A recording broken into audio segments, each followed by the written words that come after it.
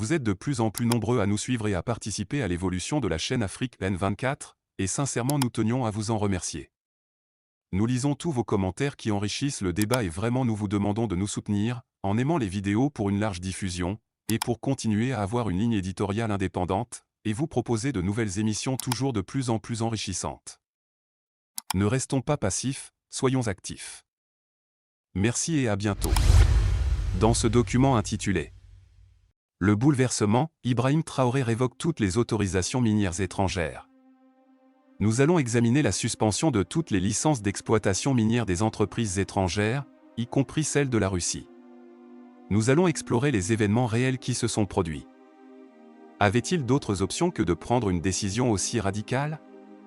Il s'est avéré qu'il avait découvert les activités secrètes des entreprises étrangères au Burkina Faso. Alors, comment a-t-il procédé pour annuler ces licences? Avant de poursuivre, nous vous encourageons à aimer cette vidéo en cliquant sur j'aime.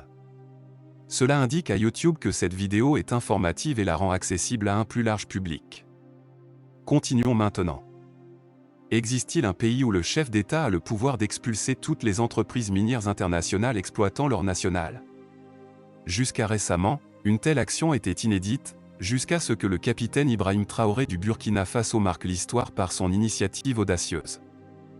Avant de prendre cette décision radicale, il a méticuleusement consolidé un réseau de soutien parmi les figures les plus influentes. Dans un mouvement sans précédent, le capitaine Traoré a annulé toutes les autorisations d'exploitation minière accordées aux entreprises étrangères, y compris celles de la Russie.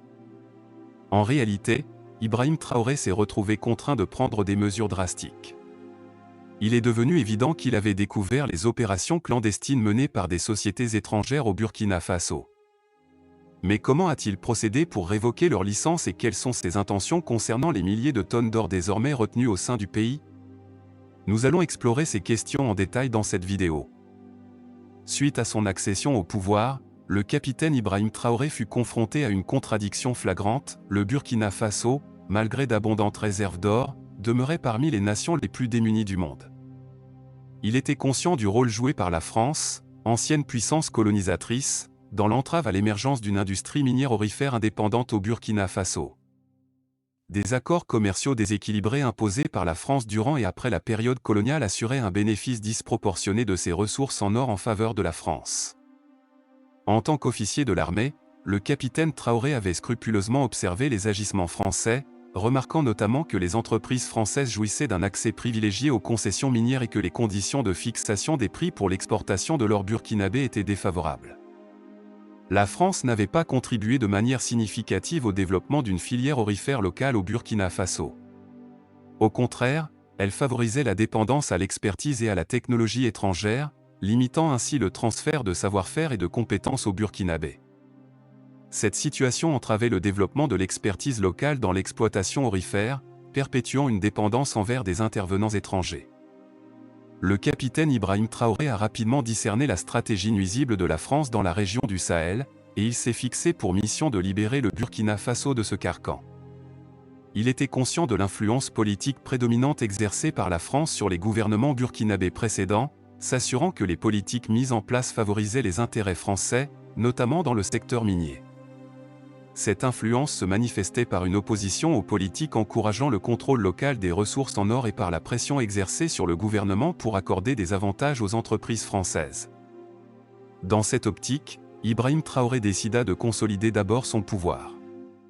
Son objectif était de démanteler le système oppressif au Burkina Faso, où le franc CFA, monnaie commune à plusieurs pays d'Afrique de l'Ouest, contribuait à l'exploitation de l'industrie aurifère burkinabé. Le taux de change fixe du franc CFA par rapport à l'euro, jugé artificiellement élevé, nuisait à la compétitivité mondiale des exportations burkinabées, décourageant les investissements et limitant les revenus potentiels issus de l'exportation d'or. En effet, la France pouvait importer d'importantes quantités d'or du Burkina Faso, renforçant officiellement le franc CFA, puis dévaluant la monnaie une fois l'achat effectué, payant ainsi moins cher que le prix initial de l'or. Il devenait évident que l'implication française dans l'industrie aurifère du Burkina Faso était principalement motivée par l'exploitation des ressources du pays à son propre avantage, sans égard pour le développement et le bien-être du Burkina Faso. Plus d'un an après son arrivée au pouvoir, le capitaine Ibrahim Traoré a décidé de concrétiser ses ambitions à travers un acte audacieux et d'envergure, qui a résonné dans toute l'Afrique et au-delà. Le dirigeant burkinabé a annoncé l'expulsion de toutes les sociétés minières étrangères opérant dans son pays. Cette mesure radicale, visant à reprendre le contrôle des riches réserves d'or du Burkina Faso, a eu un impact considérable sur des géants industriels tels que Nordgold, Fortuna Silver, Minuming Resources, secouant les entreprises occidentales habituées à l'exploitation des ressources africaines. La décision de Traoré ne se résume pas à un simple acte de défi envers la France, pays avec lequel le Burkina Faso entretient des liens historiques complexes. Elle représente plutôt une stratégie visant à garantir que les ressources aurifères nationales profitent au peuple burkinabé, et non aux intérêts étrangers. Cette initiative est en phase avec le mécontentement de nombreux dirigeants africains, qui voient les ressources naturelles de leurs pays exploitées par des entreprises occidentales, engendrant pauvreté et désespoir sur le continent. Toutefois, les actions de Traoré ne se sont pas limitées aux expulsions. Il a également instauré des réformes significatives dans la réglementation minière, incluant l'augmentation des taux de redevance lors des périodes de forte valorisation de l'or. Cette initiative avait pour but de garantir une répartition plus juste des richesses au bénéfice du peuple burkinabé, une démarche d'autant plus cruciale dans le contexte de fermeture de mines pour des raisons de sécurité et de récents changements politiques violents.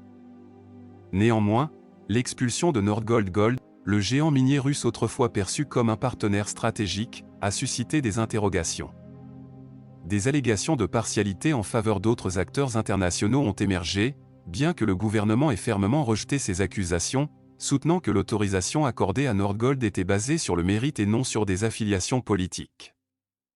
Des rumeurs circulant sur un éventuel recours aux mercenaires du groupe russe Wagner ont ajouté à la complexité de la situation, bien que les autorités aient nié l'utilisation des revenus miniers pour financer de tels groupes. Ce manque de clarté a alimenté les spéculations et attiré l'attention internationale. Cette affaire met en lumière la dynamique complexe et souvent prédatrice qui caractérise les relations entre les entreprises occidentales et l'Afrique.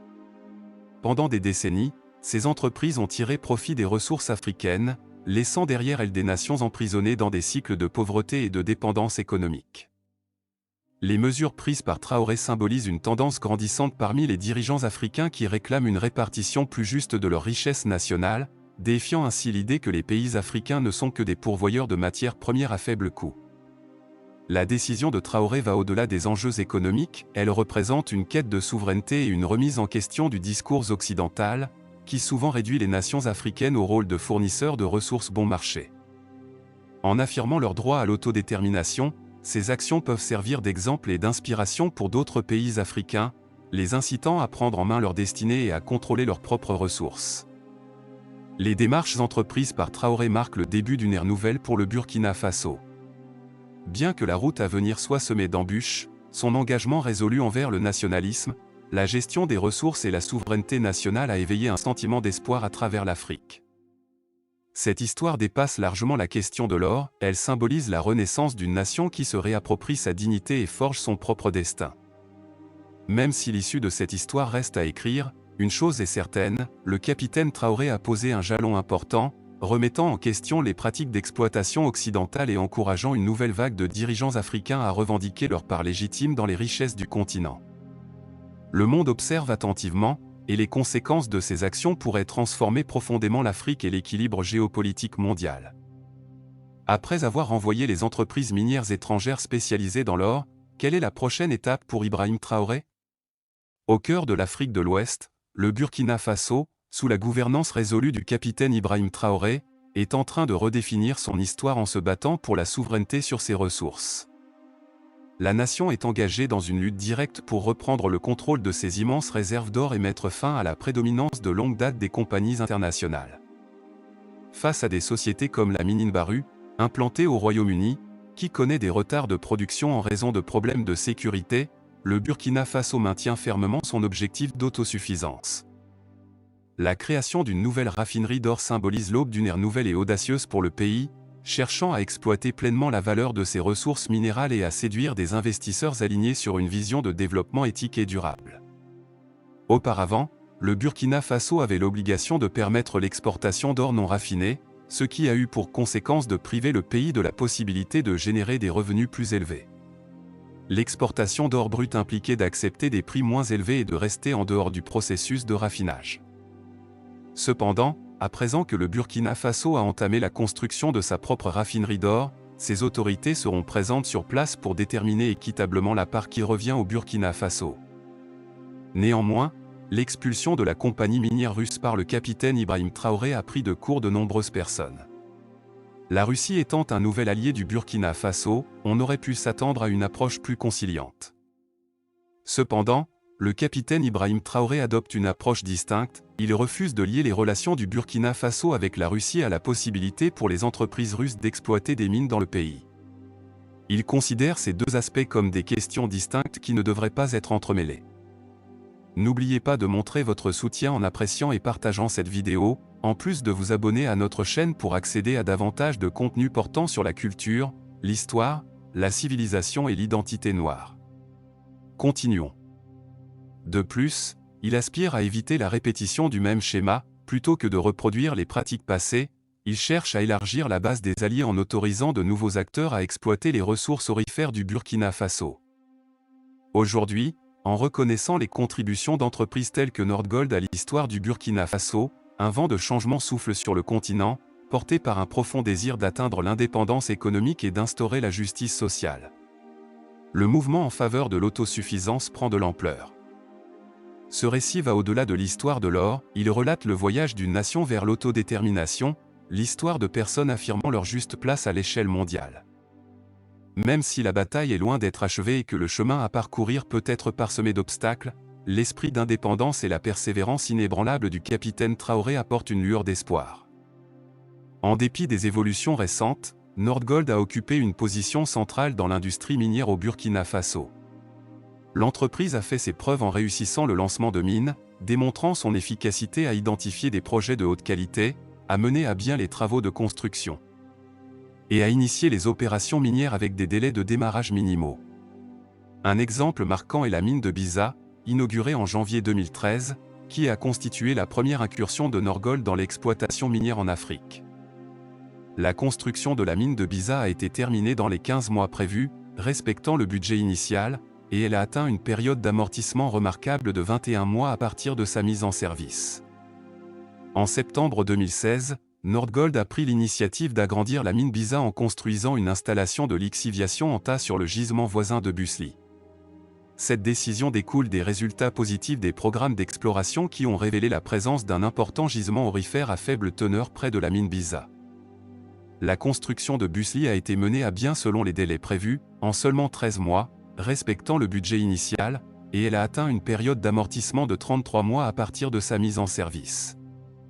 Notons que Busli opère sous la même équipe de direction que Biza, partageant des infrastructures et des installations telles que des camps, des laboratoires et la production d'électricité.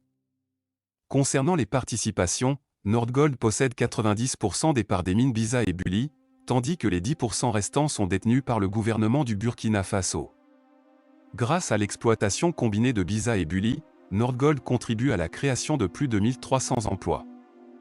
Ces mines opèrent en tant qu'exploitation à ciel ouvert moderne, où une sélection rigoureuse des matériaux en latérite, saprolite, matériaux de transition et matériaux frais est effectuée. L'usine de traitement utilise un circuit conventionnel de carbone et de lixiviation pour produire de l'or sur place.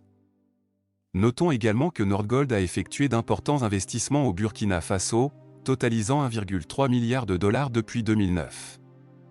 Cette démarche la distingue des sociétés minières aurifères occidentales qui souvent n'investissent que des sommes minimes dans cette région.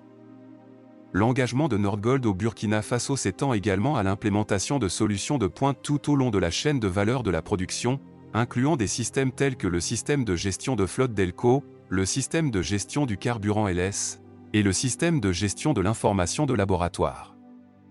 Ces investissements tirent profit de l'expertise géologique locale, bénéficient d'une main-d'œuvre hautement qualifiée et permettent de réaliser des économies d'échelle.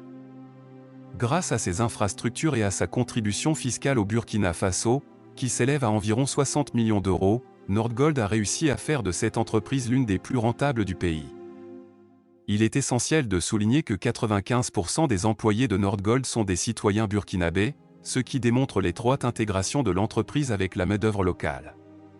De plus, le gouvernement du Burkina Faso détient une participation de 10% dans ces deux exploitations minières, renforçant ainsi le partenariat entre Nordgold et le pays. Cependant, le capitaine Ibrahim Traoré a récemment pris conscience que des entreprises étrangères exploitaient le Burkina Faso de manière éhontée. L'augmentation de la production d'or a débuté en 2002, en parallèle à une augmentation significative des prix de l'or sur le marché mondial. Les préoccupations concernant les revenus insuffisants que le gouvernement tirait de cette ressource précieuse ont conduit à une augmentation des taux de redevance sur l'or en 2010, sous le régime du dictateur brutal Blaise Compaoré. Avec l'introduction d'un nouveau mécanisme de redevance lié au prix mondial de l'or, les taux ont été conçus pour augmenter en fonction des seuils de prix. Il convient de noter que la mine de Northgold aurait été exemptée de ces nouveaux taux de redevance en raison d'un accord controversé conclu 15 ans auparavant. Un contrat datant de 1995 a révélé que l'ancien propriétaire de la mine, la société canadienne High River Gold, avait conclu un accord qui fixait le taux de redevance à 3% pour toute la durée de vie de la mine, sous le régime de Blaise Compaoré. Des calculs basés sur les données du ministère des Mines du Burkina Faso en matière de production d'or suggèrent que Nordgold a bénéficié d'une économie fiscale de 16,5 millions de dollars grâce à cette faible imposition garantie, connue sous le nom de clause de stabilité fiscale. Cette disposition avait été initialement introduite pour attirer les entreprises étrangères inquiètes de l'instabilité fiscale et politique, mais elle est devenue controversée car elle semble empêcher tout changement futur de la législation fiscale d'un pays. De manière surprenante, malgré les efforts du gouvernement burkinabé visant à imposer des redevances plus élevées en 2011, il semble que la plainte de Nordgold ait maintenu le statu quo fiscal. Apparemment, les propres divulgations et rapports annuels de Nordgold ont confirmé un taux de redevance constant de 3%, ce qui a entraîné une économie de 16,5 millions de dollars sur les prix de l'or supérieurs à 1100 $ l'once. Cela a mis en évidence le fait que toutes les entreprises minières étrangères travaillant dans le secteur aurifère au Burkina Faso bénéficiaient illégalement du pays. Le capitaine Ibrahim Traoré n'avait qu'à attendre l'expiration des licences existantes pour les renouveler. Ce moment est arrivé, et maintenant, en utilisant son pouvoir absolu, il a décidé de ne pas délivrer de nouvelles licences avant d'avoir négocié de nouveaux accords.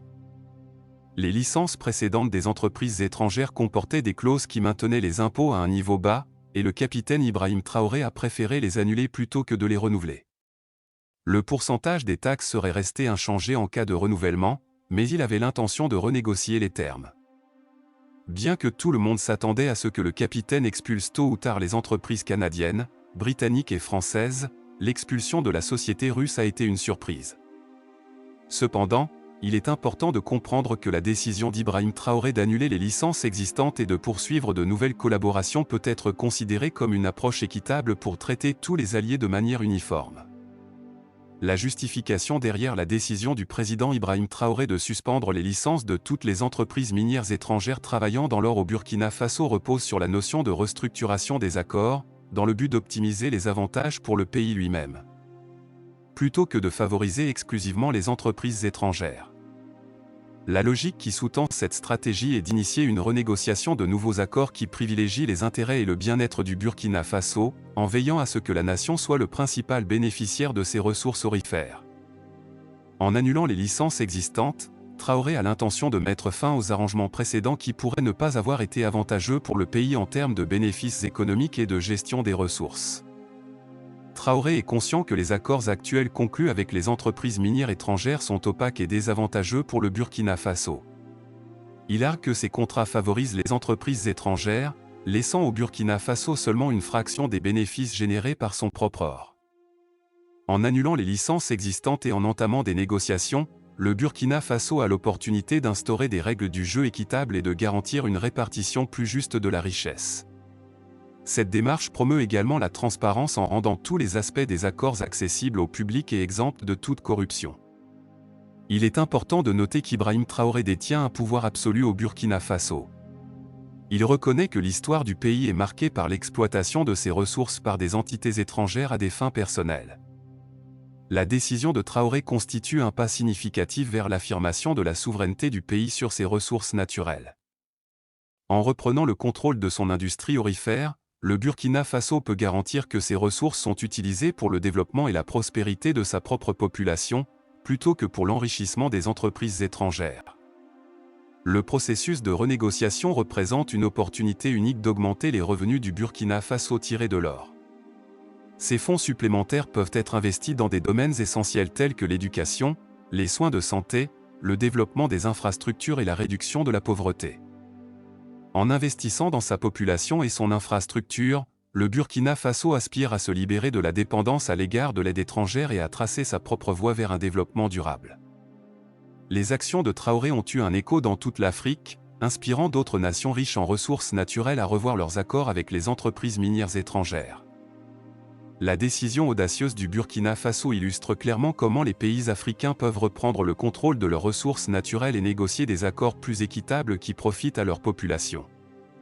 Cette transformation dans la dynamique du pouvoir pourrait avoir des répercussions majeures pour l'ensemble du continent, ouvrant la voie à une distribution plus équitable des richesses et des ressources. La forte dépendance à l'égard des entreprises étrangères pour l'exploitation des ressources a créé un cycle de dépendance économique dans de nombreux pays africains. Cette dépendance entrave fréquemment le développement durable et limite la possibilité de diversifier l'économie. En renégociant les accords miniers, le Burkina Faso aspire à réduire sa dépendance à l'égard des entités étrangères, à générer ses propres revenus, et à créer une économie plus autonome et résistante. Traoré est conscient de l'impact durable du colonialisme et de l'exploitation qui continue d'influencer les relations entre les nations africaines et les entreprises étrangères. En annulant les licences existantes, le Burkina Faso entreprend le processus de correction des injustices historiques et veille à obtenir une part équitable des bénéfices découlant de ses propres ressources. Cette action reflète notre engagement envers la construction d'un avenir basé sur l'équité et le respect mutuel. La vision de Traoré pour le Burkina Faso va au-delà de la simple quête d'une part plus importante des bénéfices de l'or. Il cherche à bâtir un avenir plus équitable pour l'ensemble de la population, où les avantages des ressources nationales sont répartis de manière équitable, contribuant au bien-être général. En consacrant l'augmentation des revenus aux programmes sociaux, à l'éducation et au développement des infrastructures, le Burkina Faso peut créer des opportunités pour tous, garantissant un avenir meilleur aux générations futures. Alors qu'Ibrahim Traoré a retardé les élections, il devient évident qu'il aspire à faire bien plus que simplement compenser l'exploitation historique. Il cherche à éviter la malédiction des ressources, une situation paradoxale où les pays riches en ressources naturelles souffrent souvent de la pauvreté et de la stagnation économique en raison d'une gestion déficiente et de l'exploitation. La décision de Traoré de renégocier les accords miniers reflète son engagement en faveur de l'évitement de la malédiction des ressources, en misant sur la transparence, la responsabilité et la gestion responsable des ressources. Le Burkina Faso peut ainsi mettre à profit ses richesses aurifères pour le développement durable, en se libérant des entraves de cette malédiction des ressources. Le but ultime de Traoré est de faire du Burkina Faso un pays traitant d'égal à égal en ce qui concerne ses propres ressources. Cette vision remet en question les dynamiques traditionnelles de pouvoir entre les nations riches en ressources et les sociétés étrangères. Traoré aspire à donner la priorité aux besoins et aux intérêts du Burkina Faso ainsi que de ses citoyens. Quel est votre point de vue à ce sujet? Estimez-vous que le capitaine Ibrahim Traoré a pris la bonne décision en annulant les licences de toutes les entreprises étrangères, ou aurait-il dû exempter la société minière russe? Nous aimerions connaître votre opinion sur la possibilité que tous les dirigeants africains fassent de même et conservent les métaux précieux dans leur pays. Si vous souhaitez visionner davantage de vidéos similaires, n'oubliez pas de vous abonner à notre chaîne et de cliquer sur l'icône en forme de cloche à côté. Nous avons décidé de proposer des vidéos sur un sujet rarement abordé, la culture noire, la civilisation, l'histoire, et les preuves de la grandeur des Noirs. Nous voici à la fin de cette chronique, et nous espérons vivement qu'il vous a été agréable. Nous sommes impatients de recueillir vos impressions, alors n'hésitez pas à nous les partager dans la section des commentaires si vous avez trouvé cette chronique informative. En outre, nous avons remarqué que de nombreux spectateurs n'ont pas encore souscrit à notre chaîne. Votre soutien est crucial pour nous permettre de continuer à créer du contenu captivant pour l'Afrique des libertés. Pour nous encourager, veuillez cliquer sur le bouton j'aime. Exprimez votre soutien en appréciant et en partageant cette vidéo afin d'aider l'algorithme YouTube. N'oubliez pas non plus de vous abonner et d'activer la cloche de notification pour être tenu informé de nos prochains bulletins d'information. Dans notre engagement continu à promouvoir le progrès positif en Afrique, nous vous remercions de nous suivre, d'avoir regardé cette chronique, et restez à l'écoute jusqu'à notre prochaine chronique et d'autres bulletins d'information. À bientôt. Likez la vidéo si ce n'est pas déjà fait. Laissez aussi votre point de vue en commentaire. Abonnez-vous et cliquez aussi sur la petite cloche de notification pour ne rien rater de nos prochaines vidéos. N'oubliez pas de partager aussi la vidéo et de la liker.